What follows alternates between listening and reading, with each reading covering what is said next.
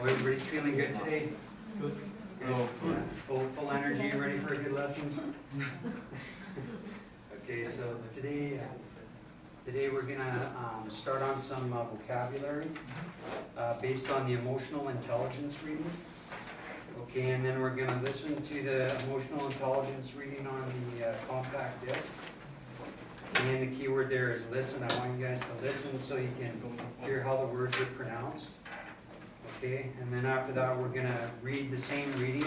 Everybody's gonna get a chance to do some reading. Okay, we're gonna go over your homework. Everybody did their homework, right? Yeah, that's good. Not bad. And finally, we're gonna finish up with a bit of a role play exercise. And, give you guys a chance to do a bit of thinking.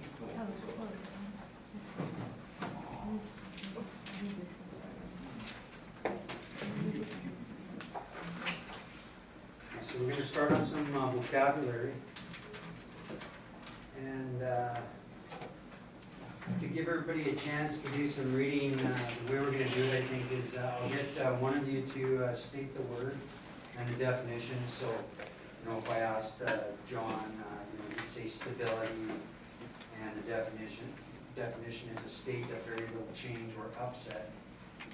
And then I move on to, Ivy, and then she would read the example sentence. There is political stability in the country now that the war is over. Okay, so everybody understand? Okay, so Tracy, we'll get you to start with number 2. Number 2 on the board. Yeah.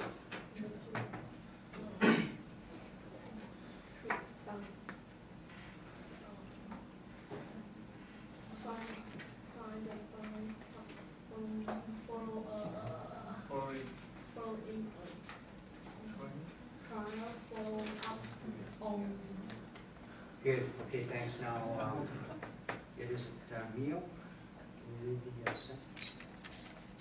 Paul dropped down his long loose lens and finally found him.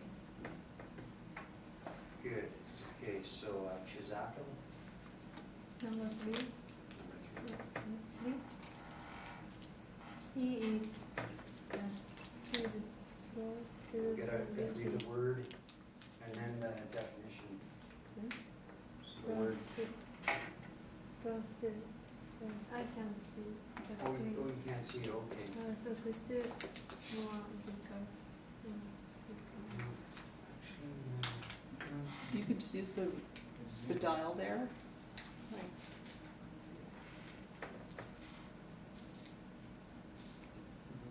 Oh, How's that? okay. Number 3. Number 3. Prone to incline toward likely to do something. He is prone to forgetting his car keys. Okay. So Ivy. Number 4. He goes up or to run away alone. Okay, good. Thanks. And Sabrina.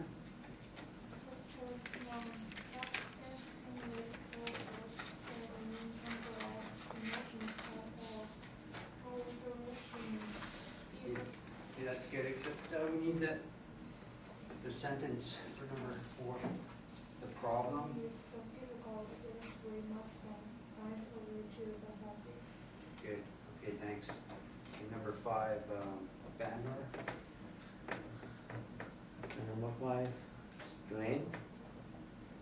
Now, not active with force and in control of emotions or power, moderation.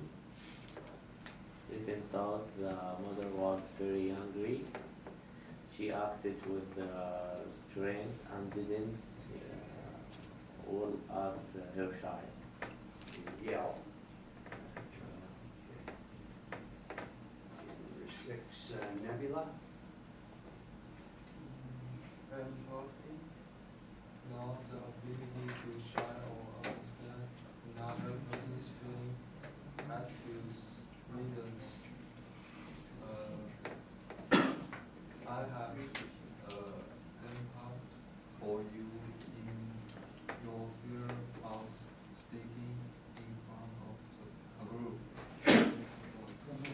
Has anybody done any pronunciation courses in this class? I'm just gonna go over the word empathy a little bit. And so the first part of the word M, okay, it's pronounced like the E in red. Everybody say red? Okay, can everybody say, okay, 1, 2, 3, red? Red, okay, good. Okay, so that's how you say the E in empathy. And there's another way that you can say E, it's written like this. And it's like the word gray. So that'll be the wrong way to say it. Can everybody say gray? Okay, that'll be the wrong way to say it in empathy. Okay, then you have path.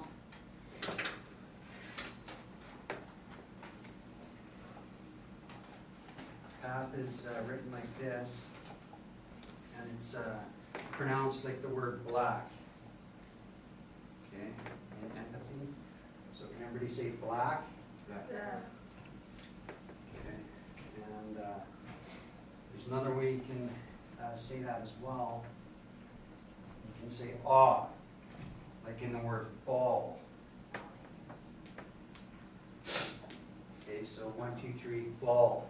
Ball. Okay, and then finally the Y is pronounced E, like the word green.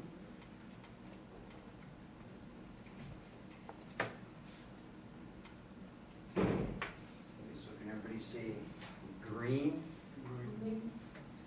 Okay, and there's another way of writing that letter as well. You can write it like the word try. Okay, so 1, 2, 3, try. Okay, so the correct way to say it is this way. Okay, and the incorrect way is. So we'll try it again. So everybody, red. Okay, gray. Okay, black. Ball. Okay, green. And try. Okay, so it's empathy. Okay. So that's sort of a basic pronunciation lesson. I don't know if any of you have done much pronunciation with Dr. Hugh or with anybody else, but that's kind of the way it goes. So we'll move on to number 7. Ben? Endon. Verb to give a good quality or ability. Her parents endon their daughter with high intelligence. Good. Okay, Joan, maybe we'll just get you to do just the word and the definition, and then we'll get Sissy to do the example sentence. Across the board applies to everyone. Unanimously. Good. Unanimously. Unanimously. Unanimously. That's another one that's kind of, if you break it down,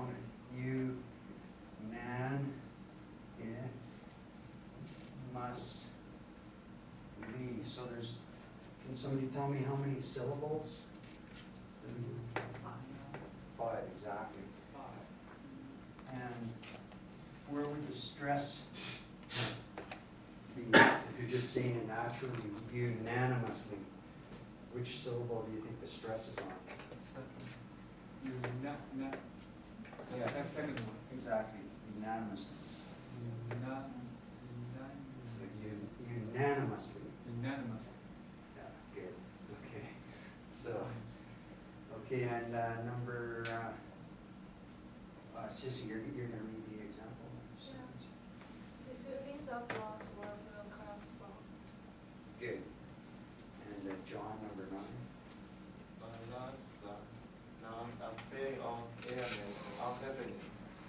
suffers from a general malaise with pains and depression. Okay, good, so that's malaise. And number 10, Chow. Attitude, adjective, intelligent, keen judgment, she an attitude investor in the stock market and always knows which stocks to avoid. Good. Okay, any questions about those vocabulary words? Okay, so I think I'm going to play the emotional intelligence reading now over the CD. So we'll just listen to it and A new generation of thinking. Chapter 1, Emotional Intelligence. Emotional intelligence. Daniel Goleman is discussing his famous impulse control test at a San Francisco lecture and has the entire audience's attention. Goleman, a psychologist and science writer, is the author of the bestseller Emotional Intelligence, a fascinating book about recent discoveries in brain research that prove emotional stability is more important than IQ in determining an individual's success in life. One of the highlights of the book, Goleman explains to his audience of foundation leaders, educators, and grants donors, is a test administered 30 years ago that Goleman calls the Marshmallow Challenge. In this experiment, 4-year-old children were individually called into a room at Stanford University during the 1960s. There, a kind man gave a marshmallow to each of them and said they could eat the marshmallow right away or wait for him to come back from an errand, at which point they would get 2 marshmallows. Goleman gets everyone laughing as he describes watching a film of the preschoolers while they waited for the nice man to come back. Some of them covered their eyes or rested their heads on their arms so they wouldn't have to look at the marshmallow, or played games or sang to keep their thoughts off the single marshmallow and waited for the promised double prize. Others, about a third of the group, simply watched the man leave and ate the marshmallow within seconds.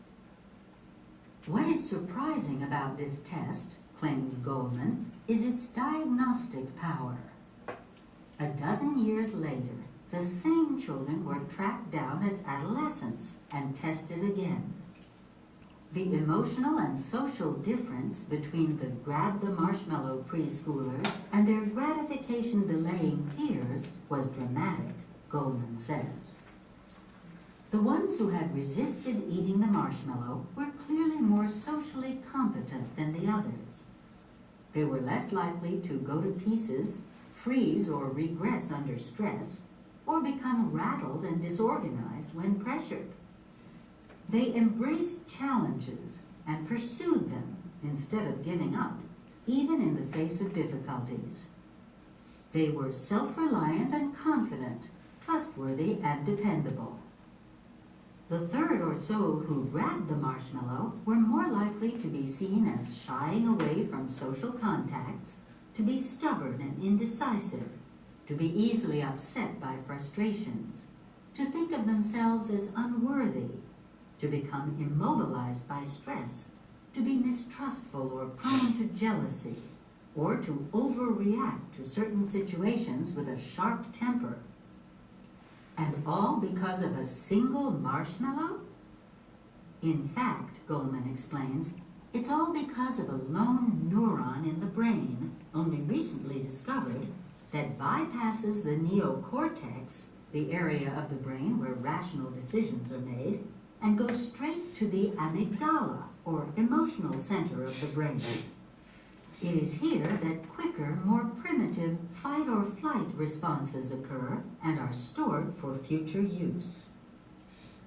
The more that emotional memories involving temper, frustration, anxiety, depression, impulse, impulse and fear pile up in early adolescence, the more the amygdala can hijack the rest of the brain, Goleman says, by flooding it with strong and inappropriate emotions, causing us to wonder later, why did I overreact?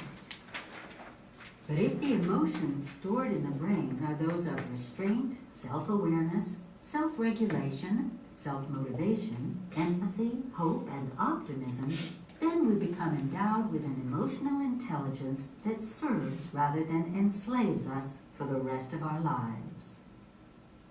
The bad news, says Goleman, is that a widely praised but disturbing study from the University of Vermont has shown a decline in emotional aptitude among children across the board. Rich or poor, East Coast or West Coast, inner city or suburb, children today are more vulnerable than ever to anger, depression, anxiety, what he calls a massive emotional malaise. The good news, however, involves another recent discovery, that the amygdala takes a long time to mature, around 15 or 16 years, which means to Goleman that emotional intelligence can be taught, not only in the home, but perhaps more importantly, in school. Goleman's own story is as intriguing as his book. The author or co-author of nearly a dozen other books involving brain research and behavior, he experienced steady but modest sales until emotional intelligence hit the stores. Later came the cover of Time magazine and appearances on television, such as the Oprah Winfrey Show. But I think the book also points out the real strength in what has become a feminine preserve in this culture, claims Goleman. Girls are raised to be emotionally astute and perceptive, but sons learn little about emotions except how to control anger. Women are absolutely more empathetic than men on average, but they felt powerless to bring up the idea of emotions as a serious topic. The irony, Goleman feels, is that if he had written a book about women and emotions, school reform, emotion-based leadership in business, or child psychology, the book wouldn't have gotten much attention. As it happens, this is a book about all those things. But women and children and school reform are marginalized in this society. So I come along with a lot of scientific data that says, hey, this stuff is consequential, and maybe some doors are opening in our society.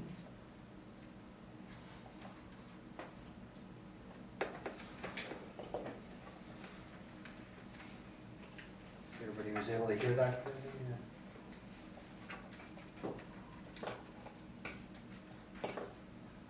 So I think what we're gonna do now is maybe I'll get each person in the class to read one of the paragraphs from the emotional intelligence readings. We'll get some reading practice. And there's also some other vocabulary words that I want to discuss with you. So maybe we'll start with Chow. Could you read paragraph number 1 to us? Daniel Goleman is discussing his famous control test at some track school lecture and the actual audience attention. Goleman, a physical exercise. Okay, that's a psychologist. A psychologist and science writer, is the author of the bestseller Emotional Intelligence. Fascinating book about recent discoveries in brain research that prove emotional stability is more important than IQ in determining an individual's success in life. One of the highlights of the book, Goleman explains to his audience of foundation leaders, educators, and grades donors as a test administered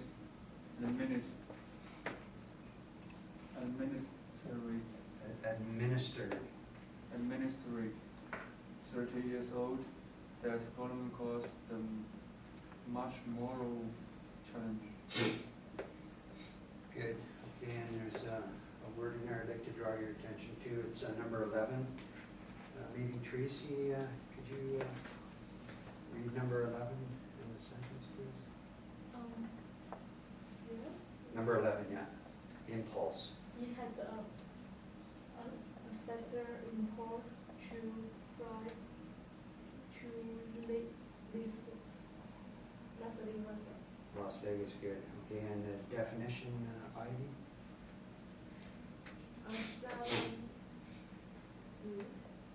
Yeah, urge. Urge to do something. Okay, good. And, got a little, photograph here to help you remember. Has anybody ever heard of impulse buying? Does anybody know what impulse buying is? It's when you walk into a store, you don't have enough money, and you see something and you just can't resist. You have to have that thing. You don't have enough money for it, but then you go and you just charge it up on your credit card. That's like an impulse buying. So that's a cartoon. He sees it through the binoculars, and he has to have that shoe. So, okay, so we'll move on to paragraph number 2. Starting in this experiment, and maybe we'll get John.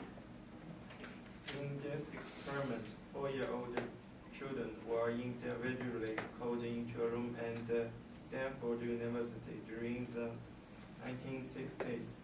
There, a kind man gave a marshmallow to each of them and said they could eat the marshmallow right away or wait for him to come back from an errand, at which point they would get 2 marshmallows.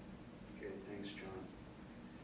Okay, so the word in there is number 12. And does Sabrina, can you read number 12, please? Specific task. Keep knowing mirrors the inner boy ran and he ran for his mother by going to the store to find it. Good, okay, so EG is a way to write example. So that's all that is. It means that an example of an errand is mainly letters. Okay. Good, thanks. Okay, and we'll move on to paragraph number 3, Sissy. Little man gets everyone laughing as he described watching a film of preschoolers. Well, they wanted to find nice men to come back. Some of them covered their eyes or rest their hands on their arms so they wouldn't have to look at the marshmallow. Or play games or some to keep themselves off the single marshmallow and waited for promised double prize. Others, about a third of group, simply watched the man eat and ate the marshmallow within seconds. Excellent. Okay, paragraph 4, Joan. What is surprising about this test? Claim all men is this their Gnostic power. A dozen years later, the same children were tracked down as adolescents and tested again the emotional and social differences between the perhaps the marshmallow preschoolers. Preschoolers and their gratification developers was dramatic, Gorman says. Okay, good. So that's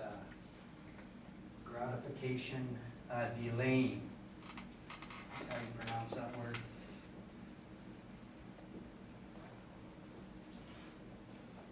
And maybe we'll get Mio, can you read number 13 to us, please? Gratification, sense of pleasure and satisfaction. She felt a sense of gratification after graduating from medical school. Excellent. Okay, and move on to Ben. The one school has resisted eating the national, while claiming more socially competent than the others. They were less likely to go to places, freezer or vigils on the street, or become relatively and disorganized when pressures. They impress the challenges and pushes them instead of giving up. Even in the face of difficulties, they were self-reliant and confident, trustworthy and dependable. Okay, good. And the word I'd like you to look at in that paragraph is self-reliant. And Chisato, can you read number 14?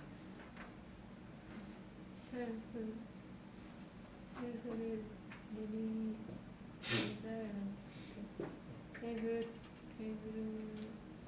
to rely on one's own ability to do things. He had always been self-reliant and felt comfortable spending weeks or even months in the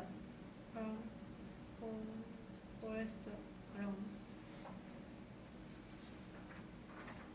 And here's a bit of a picture to go with self-reliant. So he can do just about everything by himself. He's making his food and he's got his dog with him.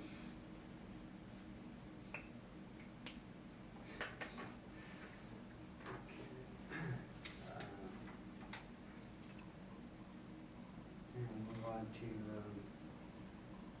next paragraph, Nebula. The third also who grabbed the marshmallow were more likely to be seen as shying away from social contacts, to be thoughtful and indecisive, to be easily upset by frustration, to think of themselves as unworthy, to become involved by streets, and to be mistrustful, or prone to jealous, or to overreact, to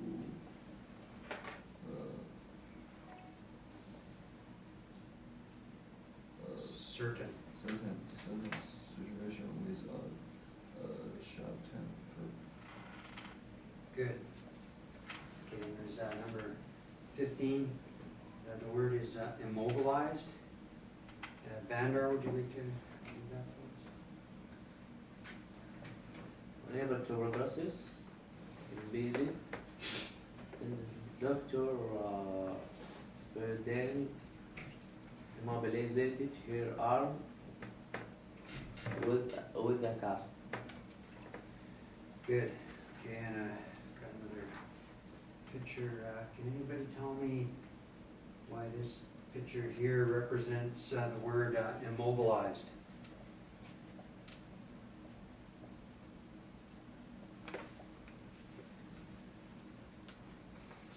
So remember, immobilized means impeded, unable to progress. So what part of that picture is immobilized? Anybody want to take a guess? Yeah, the package Laura. Yeah, the package, it's strapped down on the truck, so it can't go anywhere, it can't Yeah. move. So that means it's immobilized. And,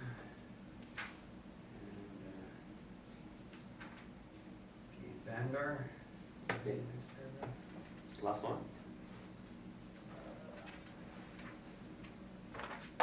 Starting with and all because of a single, is that over here? Okay.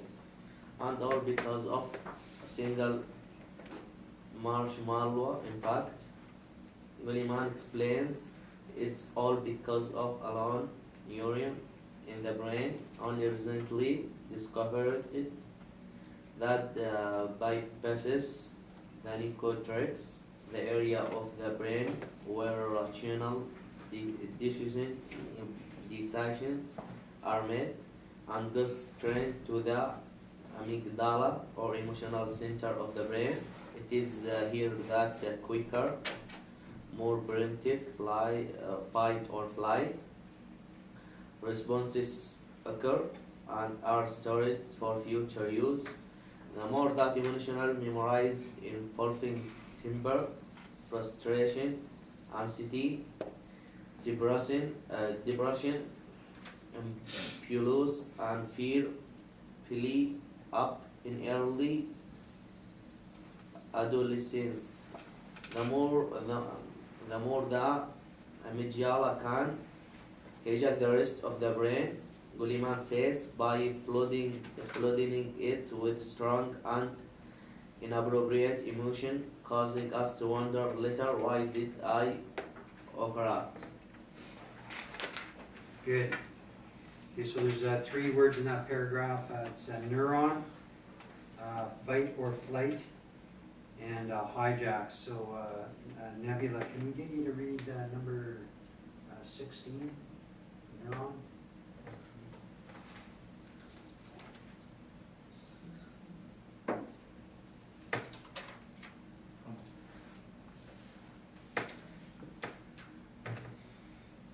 Which one?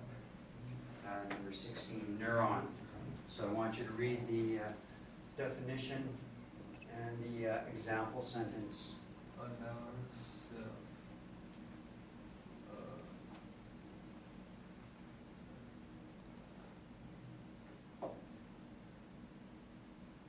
it's a nerve. So, Nerves. Brain?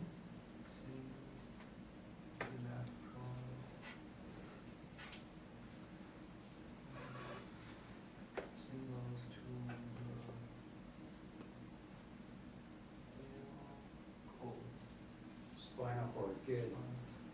Okay, Ben, number 17. Fight or flight. There's that silent P again, that's a tough one. It's pronounced as psychological. Psychological.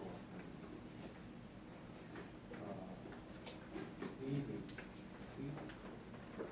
Physical reaction to space causing one either to feel abusive or to wrong.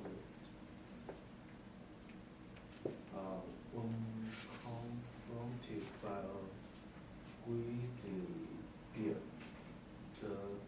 bear, the badgers fight or flight. Instinct causing him to turn and bore his teeth and climb. There. Okay, good. And finally, hijack, number 18, Joan, please. Hijack, take all state control. The terrorist group decided to hijack a plane headed for Lisbon, yeah. Okay, and I got a little bit of a, sort of a funny one here. So, that's bit of a joke, he's just hijacked and then somebody thinks they're being hijacked, so. I thought that was kind of funny.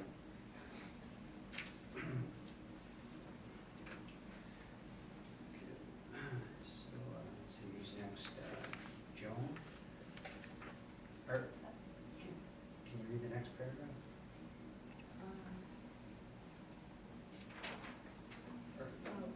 Oh, I'm going the wrong way, right? Yeah. Oh, I'm sorry.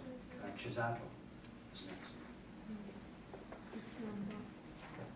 Okay, we're at line 40 in the reading, and it starts, but if the emotions stored, But if the emotions stored in the brain are those of restraint, self-awareness, self-regulation, self-motivation, empathy, hope, and optimism, then we become endowed with an emotional intelligence that serves larger than enslaves us for the rest of our lives. good, thanks. Okay, Mio?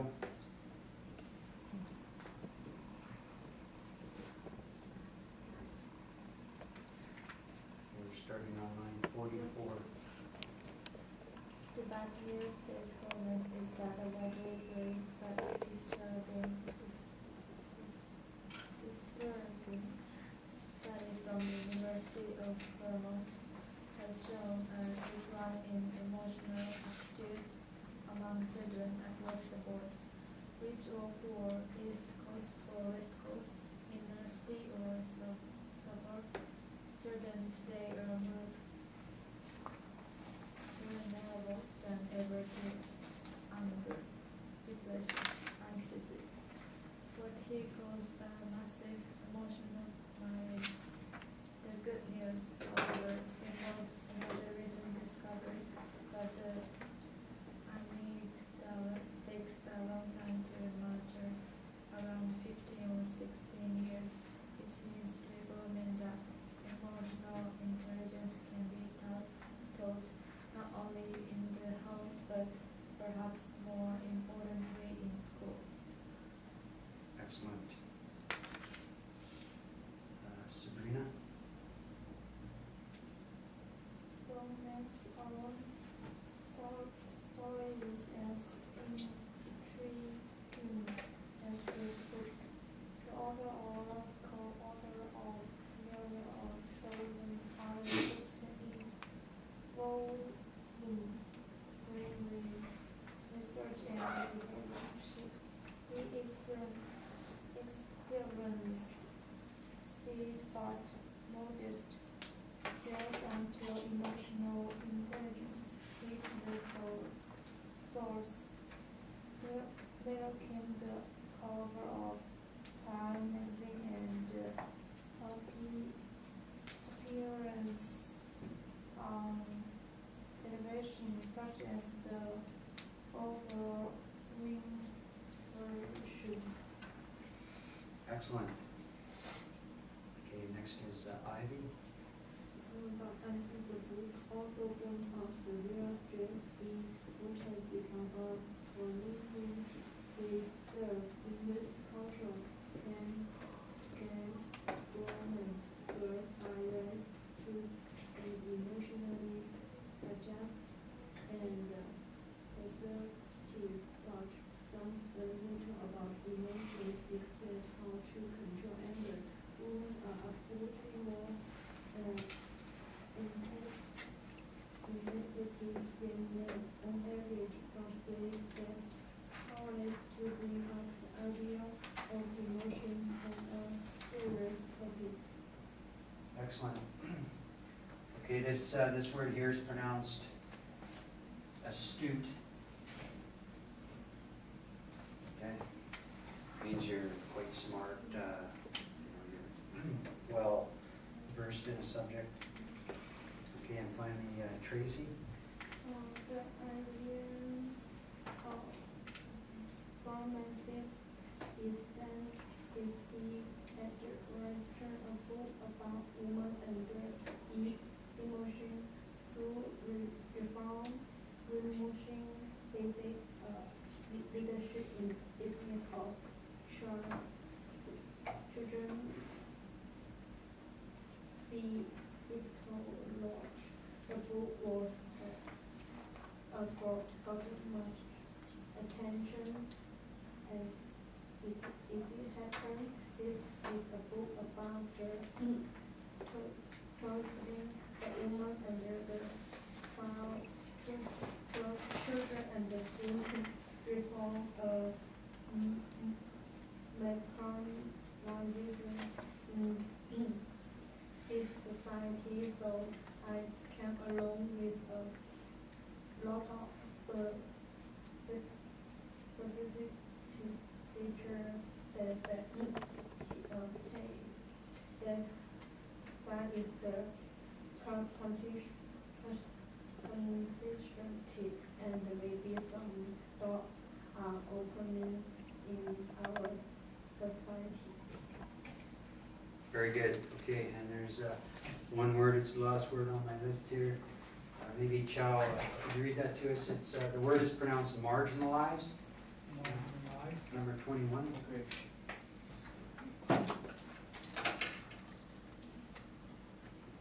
Marginalized, pushed to the outside of something as a result of being considered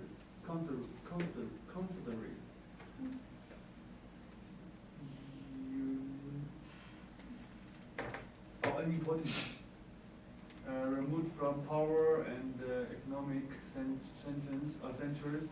Mountain communities are often marginalized. Excellent. Thanks, Chow. Okay, and I've got one more picture here. So, who can tell me who the marginalized people in this picture are? Homeless. Homeless, exactly. So they're kind of people that are pushed aside and they don't even have a place to live, so we would refer to them as being marginalized. So they need a lot of help. Okay, you guys did really good on that. So I think we've got a little bit of time. We're going to start going over the homework.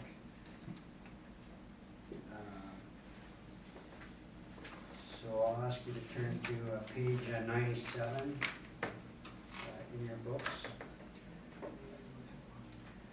And starting with exercise A, it says the following questions are all about the reading. Answer each one using the information you have read. Try not to look back at the reading for the answers. Okay, so the first question is asking what else the author of Emotional Intelligence, Daniel Goleman, does for a living.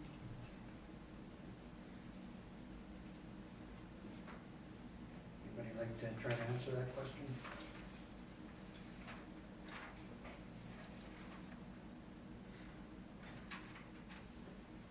Tracy?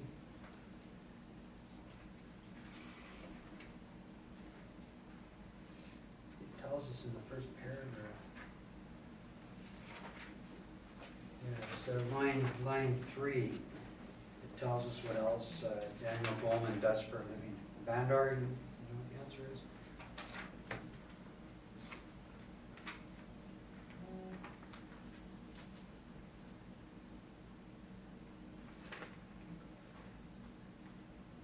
John? Psychologist and science writer. Exactly. Okay, so question number 2. What is the Marshmallow Challenge? We'd like to try to tell us what the Marshmallow Challenge is. Joan?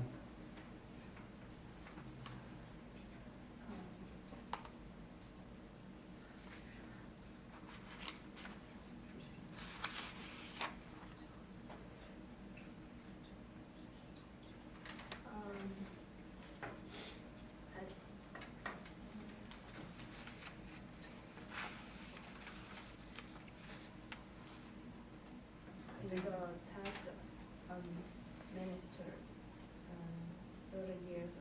that Goldman calls the marshmallow challenge.